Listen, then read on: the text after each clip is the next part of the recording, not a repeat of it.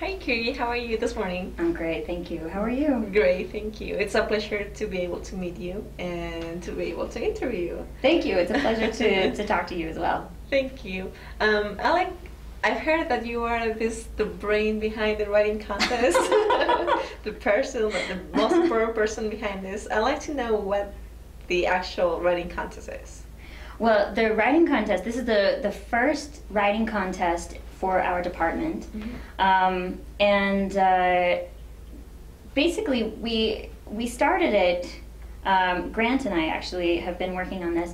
We started it because we really wanted to have a more authentic writing experience for students.